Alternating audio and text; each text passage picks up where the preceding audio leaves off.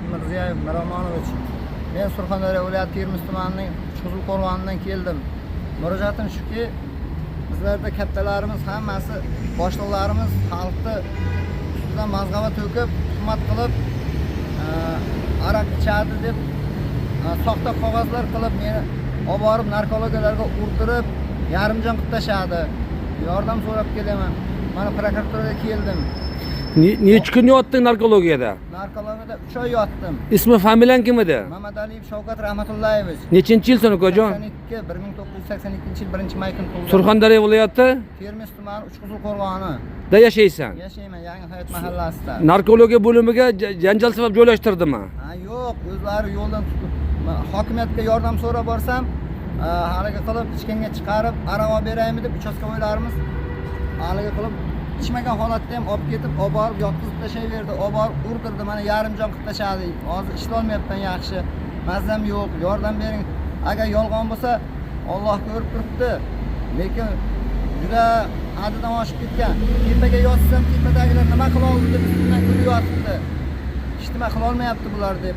Hozir qovurg'am sindi deyapsan. Qabirg'am singan, kechasi uxlolmayapman. Doktorning xulosasi bormi? Lekinga tushganmisan? Yo'q, men qochib turaman, shu yerga keldim men. Dispanserdan qochib keldingmi? Dispanserdan qochib keldim. Shu yerda urgani uchun, urdirgani uchun sanitarlar kerak emas ishlarni qilib yotibdi. Ularga haligi ko'pchil baribir ko'pchil. Men bir o'zimman.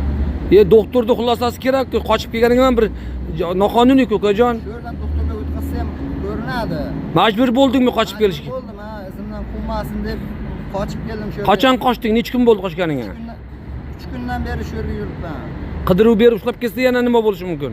Bilmasam endi, yo hayot, yo mamot. Hozir qovurg'ang singanmi shunda? Qabirg'am singan. Nechta qovurg'a? Bilmayman, og'riyapti. Kechasi yotsam ertalab. Necha kun oldin tayoq yegansan? Unga pashti 15 kunlar, 20 kunlar bo'lib qoldi. Hozir endi sen bosh prokuraturaga kimdan yordam so'rab kelding? Prezidentimizdan, qolaversa Bosh prokurorimiz bosh prokurorimiz Nig'matilla To'lqinovich. Nig'matilla To'lqinovichdan yordam berishlarini so'rayman. Ozgina haqiqatni ochib bersangiz edi, bittagina tayanchim bo'lsa, hech qachon qo'rqmasdim bulardan. Iltimos yordam bering. Bizlar hammamiz O'zbekiston fuqarosimiz-ku. O'zbekistonga tug'ilib o'sganmiz, vatan uchun jonimizni fido qilib turib, yana bularni ustimizdan kuldirib qo'yapsiz. Keyinchalik 4 ta farzandim bor.